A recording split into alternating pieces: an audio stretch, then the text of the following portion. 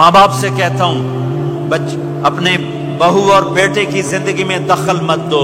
ماں باپ سے کہتا ہوں بیٹے اور بہو کی زندگی میں داخل مت ہو. ایسا دخل کہ ان کی زندگی خراب ہو جائے، ایسا دخل کہ ان کی زندگی تلخ ہو جائے، ایسا مت کرو. ان کو پروان چڑھنے دو. ہاں دخل دو، یا وہ آپس میں لڑ پڑیں صلح کرانے کی کوشش کرو. لیکن ایک بات ڈر کے کہتا ہوں، ساس اور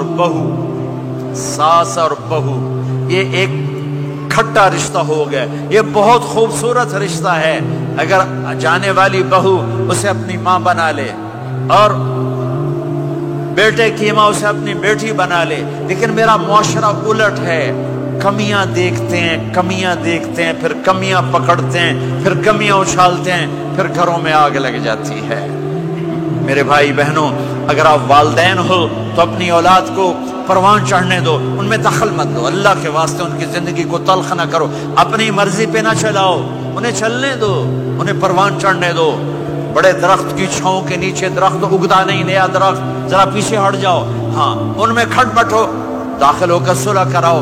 جیسے میرے نبی کا واقعہ ہے، آپ اپنی بیٹی کے گھر گئے، وہ اداس بیٹھی. آپ نے کہا کیا ہوا؟ کہا میرا اور علی کا جھگڑا ہو گیا. آپ نے کہا علی کدھر ہے؟ کہا باہر نکل گئے.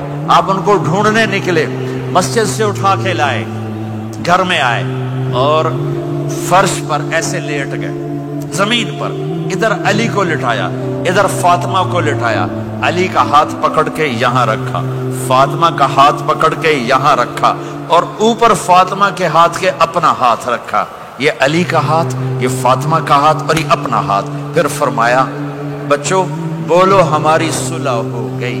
یہ ہے بڑوں کا کام، بولو ہماری صلح ہو گئی. تو دونوں نے کہا ہماری صلح ہو گئی. تو آپ باہر نکلے بڑے خوش. صحابہ نے کہا یا رسول اللہ آپ بڑے خوش نظر آ رہے ہیں. کہ میں علی و فاطمہ کی صلح کرا کے آ رہا ہوں. یہ کام ہے بڑوں کا، یہ کام ہے بڑوں کا. پھر ایک بات اور والدین سے کہتا ہوں،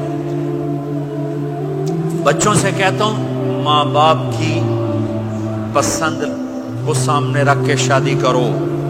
لو میرج چند دن کا خواب ہوتا ہے، پھر لڑائی کے سوا کچھ نہیں ہوتا ہے. اپنے ماں باپ کی مشورے سے، ان کی رائے سے شادی کرو، برکت ہوگی، ان کی دعائیں ملیں گی. ماں باپ سے کہتا ہوں اولاد کی رعایت کرو، ان پر زبردستی مسلح ایتھے ہی کرنی ہے اور نہیں کرنی، ایتھے ہی کرنی. یہ ظلم نہ کرو، یہ ظلم نہ کرو. شادی بچے کا حق ہے، شادی بیٹی کا حق ہے. شریعت نے بچی کو حق دیا ہے کہ وہ کہے میں نہیں کرنا چاہتی، وہ کہے میں نہیں کرنا چاہتا. یہ نافرمانی نہیں ہے، مسلط مت کرو. میرے نبی نے کہا میں نے جہاں بیٹی دی پہلے آسمان سے فرشتہ آیا، میں نے جہاں شادی کی پہلے آسمان سے فرشتہ آیا. ٹھیک ہے. حضرت فاطمہ کے لیے ابو بکر پیغام لائے، انکار کر دیا. عمر پیغام لائے، انکار کر دیا. علی پیغام لائے، جبریل آ گئے کہ اللہ فرما رہے ہیں فاطمہ علی کی ہے. کہ یا رسول اللہ آ کے بولی نہیں، چپ. آپ نے کہا علی کیسے آئے؟ چپ.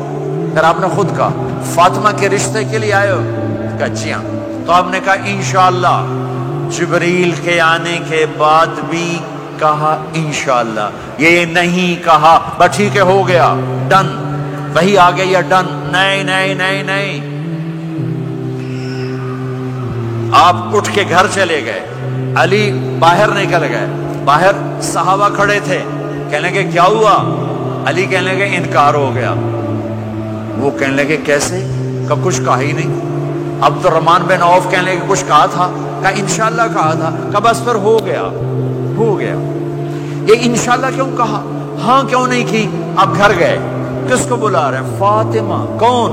جنت کی عورتوں کی سردار، حسن حسین کی ماں. جنت میں نور کی چمک اٹھے گی. جنتی پوچھیں گے یہ نور کیسا ہے؟ کہا جائے گا اوپر کی جنت میں علی و فاطمہ مسکرائے ہیں، ان کے داندوں کے نور سے جنت جگمگائی ہے.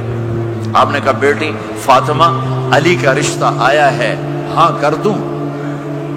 اللہ اکبر اللہ اکبر. کیا فاطمہ نے انکار کرنا تھا؟ کیا فاطمہ نے انکار کرنا تھا؟ بیٹی علی کا رشتہ آیا ہے، ہاں کر دوں. بیٹی فاطمہ ہو، رشتہ علی کا آیا ہو، اوپر سے جبریل آ چکا ہو، باپ محمد مصطفیٰ صلی اللہ علیہ وسلم ہو، اور پھر وہ جا کے پوچھیں ہاں کر دوں۔ میرے بھائیو، مجھے نہیں پتا یہاں معاشرت کتنی کو بدلی ہے، لیکن ہمارے ہاں بیٹیوں سے نہیں پوچھا جاتا، اور دیہاتوں میں بچوں سے بھی نہیں پوچھا جاتا، بات تیرا کر دیتا ہے ہن بھاویں تو من یا نہ من۔ تمہاری بیٹی کا حق ہے کہ وہ کہے میں کروں گی، میں نہیں کروں گی۔ تمہارے بیٹے کا حق ہے وہ کہے میں کرتا ہوں، میں نہیں کرتا۔ اللہ کے واسطے ماں باپ سے کہتا ہوں جبر مت کرو، جبر مت کرو۔ بچوں سے کہتا ہوں اللہ کے واسطے لو میرج کے چکر میں مت پڑو، یہ دھوکہ ہے، یہ خواب ہے،